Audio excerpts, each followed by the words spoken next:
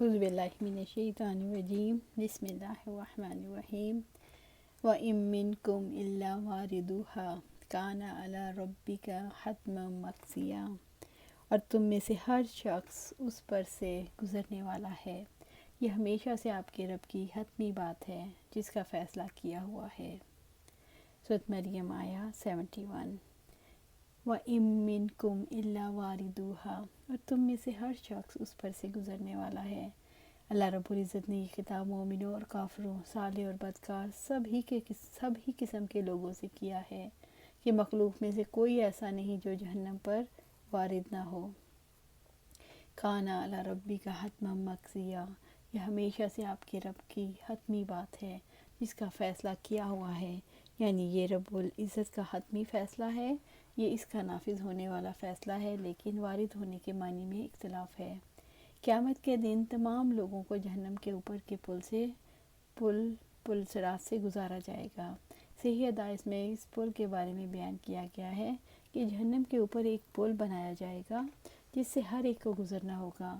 مومن کافر سب ہی گزریں گے۔ مومن نیک اعمال کی وجہ سے جلد گزر جائیں گے، کچھ پلک جھپکنے میں، اور کچھ ہوا کی طرح، کچھ پرندوں کی طرح، کچھ عمدہ گھوڑوں کی طرح، کچھ سواریوں کی طرح، کچھ صحیح سالم، کچھ زخمی لیکن پل عبور کر لیں گے۔ کچھ جہنم میں گر پڑیں گے جنہیں شفاعت کے ذریعے نکال لیا جائے گا۔ کافر اس پل کو عبور کرنے میں کامیاب نہیں ہوں گے اور سب جہنم میں گر پڑیں گے۔ عبداللہ بن مسعود رضی اللہ عنہ سے روایت ہے کہ آپ صلی اللہ علیہ وسلم نے فرمایا، لوگ دوزخ میں وارد ہوں گے، پھر اپنے عملوں کے موافق اس سے نکلیں گے، تو پہلا گروہ ایسا جائے گا جیسے بجلی چمکتی ہے، جن کے اعمال بہت اچھے ہوں گے، دوسرا جیسے ہوا، تیسرا جیسے گھوڑا دوڑے، چوتھا جیسے سواری لیے ہوئے اونٹ، پانچواں جیسے دوڑتا ہوا آدمی، چھٹا جیسے آدمی چلتا ہوا۔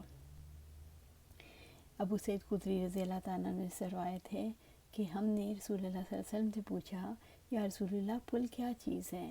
آپ صلی اللہ علیہ وسلم نے فرمایا، وہ ایک پھسلواں گرنے کا مقام ہے، اس پر سنسنائیاں ہیں، آنکڑے ہیں، چوڑے چوڑے کانٹے ہیں، ان کے سرخمدار سادان کے کانٹوں کی طرح ہیں جو نجد کے ملک بھی ہوتے ہیں۔ مومن اس پر پلک مارنے کی طرح، بجلی کی طرح، ہوا کی طرح، تیز رفتار گھوڑے اور سواری کی طرح گزر جائیں گے۔ ان میں سے بعض تو صحیح سلامت نجات پانے والے ہوں گے اور بعض جہنم کی آگ سے جھلس کر بچ نکلنے والے ہوں گے، یہاں تک کہ آخری شخص اس پر سے گھسٹتے ہوئے گزرے گا۔ ثم ننجی الذین اتقوا ونذر الظالمین فیہا جثیا، پھر ہم ان لوگوں کو بچا لیں گے جو اللہ تعالیٰ سے ڈرتے رہے، اور ہم ظالموں کو اس میں گھٹنوں کے بل گرا ہوا چھوڑ دیں گے۔ سورۃ مریم آیہ 72۔ ثم ننجی الذین اتقوا، پھر ہم ان لوگوں کو بچا لیں گے جو اللہ تعالیٰ سے ڈرتے رہے۔ جب تمام لوگ پل صراط سے گزریں گے اور کافر کٹ کٹ کر اس میں گر رہے ہوں گے، تو اللہ تعالیٰ ایمان والوں کو جو اللہ تعالیٰ سے ثواب کی امید رکھ کر اس کی اطاعت کرتے رہے، اس کے عائد کردہ فرائض کو ادا کرتے رہے، اور اس نے جن معاصی سے روکا ان سے اجتناب کرتے رہے، ایسے متقیوں کو ان کے اعمال کے مطابق سلامتی سے پل صراط پر سے گزار دیا جائے گا۔ ان کی رفتار دنیا میں کیے گئے اعمال کے مطابق ہوگی۔ وَنَذَرُ الظَّالِمِينَ، اور ہم ظالموں کو چھوڑ دیں گے، اور ظالم جنہوں نے تکبر کیا، جو کفر اور بڑے بڑے گناہوں کا ارتکاب کرتے رہے، فیہا جثیا، اس میں گھٹنوں کے بل گرا ہوا چھوڑ دیں گے۔ ظالموں کو گھٹنوں کے بل گرا دیا جائے گا، پھر ان کے ظلم اور کفر کی وجہ سے ہوگا، ان کی نجات کے سارے اسباب ختم ہو جائیں گے۔ اللہ تعالیٰ نے ظالموں کو اوندھے منہ جہنم میں گرا ہوا دکھا کر یہ احساس دلایا ہے کہ دنیا میں دنیا کی بڑائی کیسے منہ کے بل جہنم میں گرانے والی ہے۔ وَإِذَا تُتْلَىٰ عَلَيْهِمْ آيَاتُنَا بَيِّنَاتٍ قَالَ الَّذِينَ كَفَرُوا لِلَّذِينَ آمَنُوا أَيُّ الْفَرِيقَيْنِ خَيْرٌ مَقَامًا وَأَحْسَنُ نَدِيًّا، اور جب ہم انہیں ہماری واضح آیات پڑھ کر سنائی جاتی ہیں تو جن لوگوں نے کفر کیا وہ ان لوگوں سے کہتے ہیں جو ایمان لائے، ہم دونوں گروہوں میں سے کون سا مقام میں بہتر ہے اور مجلس میں زیادہ اچھا۔ سورۃ مریم آیا 73۔ وَإِذَا تُتْلَى عَلَيْهِمْ آيَاتُنَا بَيِّنَاتٍ، اور جب ہم انہیں ہماری واضح آیات پڑھ کر سنائی جاتی ہیں، یعنی جب کفار قریش اور توحید، نبوت، بعثت اور جزا کے منکرین پر قرآن کے واضح دلائل پڑھے جاتے ہیں، قال الذین کفروا للذین آمنوا، وہ ان لوگوں سے کہتے ہیں جو ایمان لائے، اللہ تعالیٰ کی آیات جو ایمان اور یقین میں اضافہ کرتی ہیں، کافروں پر کتنی گراں گزرتی ہیں کہ وہ سن کر ایمان والوں کا مذاق اڑاتے ہوئے کہتے ہیں، ای الفریقین خیر مقاما واحسن ندیا، کہ ہم دونوں گروہوں میں سے کون سا مقام میں بہتر ہے اور مجلس میں زیادہ اچھا ہے۔ وہ دنیا میں اپنی خوشحالی کو دلیل کے طور پر پیش کرتے ہوئے کہتے ہیں کہ مومنوں اور کافروں میں سے کون سا فریق دنیا میں مال اور مقام کے اعتبار سے زیادہ اچھا ہے۔ وہ کہتے ہیں ہمارا دین درست ہے، تب ہی تو ہمارا مرتبہ تم سے اونچا ہے، ہماری مجالس زیادہ شاندار ہیں، ہمارے گھر زیادہ خوبصورت ہیں، ہمارے حالات تم سے زیادہ اچھے ہیں۔ اگر ہمارا دین اللہ کو پسند نہ ہوتا تو ہماری مجالس اتنی شاندار کیسے ہوتی، یعنی کہ مسلمان دارالارقم میں چھپے ہوئے ہیں، بھلا کیسے حق پر ہو سکتے ہیں؟ یعنی انہوں نے دنیا میں اپنے مال اور اولاد کی کثرت، اکثر آسائشوں کے حصول اور مجلس آرائیوں سے نتیجہ نکالا کہ ان کے احوال اچھے ہیں، اور اہل ایمان کا حال اس کے برعکس ہے۔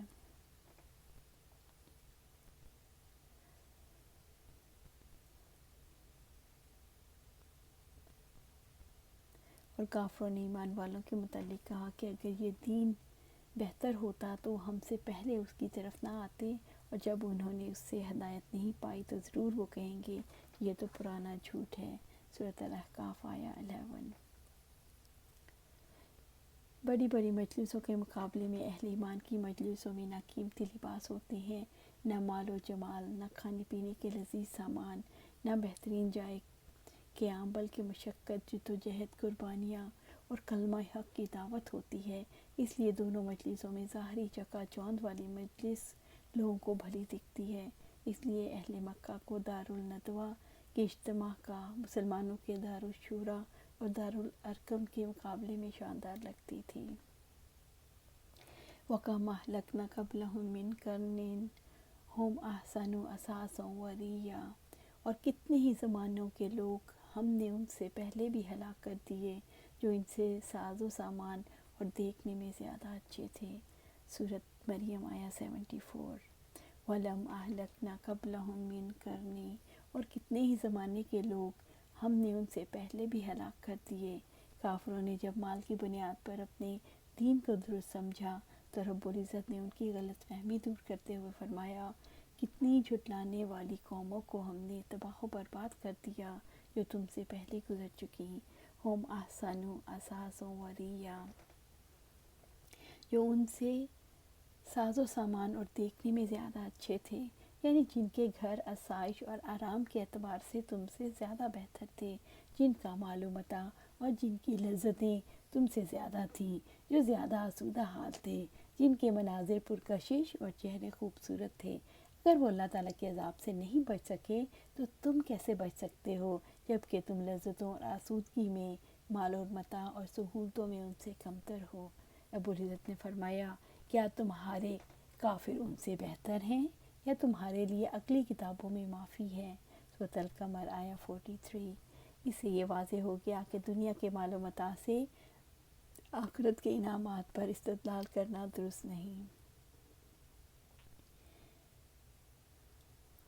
قُلْ مَنْ كَانَ فِي الضَّلَالَةِ فَلْيَمْدُدْ لَهُ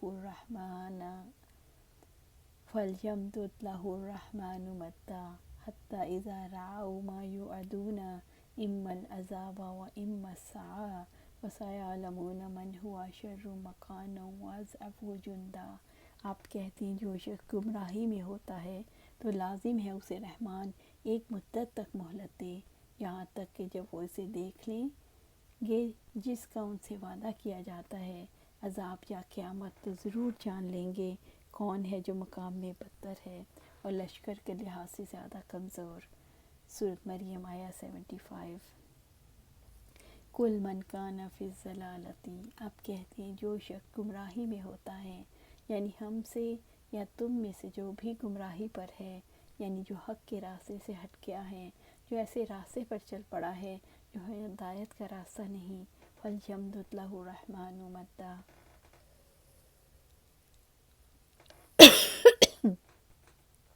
تو لازم ہے کہ اسے رحمان ایک مدت تک مہلت دے۔ رب العزت نے اسے خوب ڈھیل دیتا ہے اور اسے سرکشی میں چھوڑ دیتا ہے، آخر کار کو بھول جاتا ہے اور اللہ تعالیٰ کو بھول جاتا ہے اور اپنے آپ کو حق پر سمجھتا ہے، پھر اسی حال پر اس کا دم نکل جاتا ہے۔ جو کوئی گمراہی پر راضی ہے اس کے لیے کوشش کرتا ہے، اللہ تعالیٰ اس کی گمراہی میں اضافہ فرما دیتا ہے۔ یہ اضافہ اسی طرح ممکن ہوتا ہے کہ رب العزت ان کی گمراہی کی محبت اور چاہت میں اضافہ فرما دیتے ہیں، اور اس کا سبب یہ ہے کہ وہ ہدایت کو چھوڑ کر گمراہی اختیار کرتے ہیں۔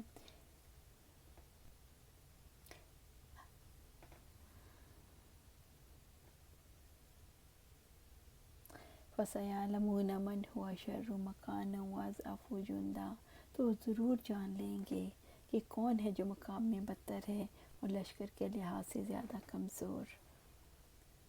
یعنی اس وقت ان کو اپنے دعووں کی حقیقت معلوم ہوگی کہ کس قدر کمزور دعوے تھے۔ اس وقت انہیں یقین ہو جائے گا کہ وہ گمراہ تھے، مگر تب علم فائدہ نہیں دے گا، کیونکہ دنیا میں واپسی ممکن نہ ہوگی کہ نیک اعمال کر سکیں۔ انسان ڈھیل کی وجہ سے وقتی مہلت کو مستقل حالت سمجھ لیتا ہے۔ اس کا شعور اس وقت تک بیدار نہیں ہوتا جب تک عذاب نہ آ جائے یا قیامت نہ آ جائے، یعنی مدت کے خاتمے کا اعلان نہ ہو جائے۔ جس انسان کا شعور دلیل سے بیدار نہیں ہوتا، مدت کے خاتمے کا اعلان اس انسان کی سرکشی کو ختم کر دیتا ہے، پھر شعور پر پڑے ہوئے تبریز پردے ہٹ جاتے ہیں، اور جس چیز کو انسان زندگی میں سمجھنے کے لیے تیار نہیں ہوتا، انجام اسے سمجھا دیتا ہے، پھر اسے پتہ لگ جاتا ہے کہ کس کا حال خراب ہے اور کس کا جتھا کمزور ہے۔ اللہ سبحانہ تعالیٰ سے دعا ہے کہ ہمیں قرآن و سنت پر عمل کرنے کی توفیق دے اور اس پر جمع دے۔ آمین یا رب العالمین۔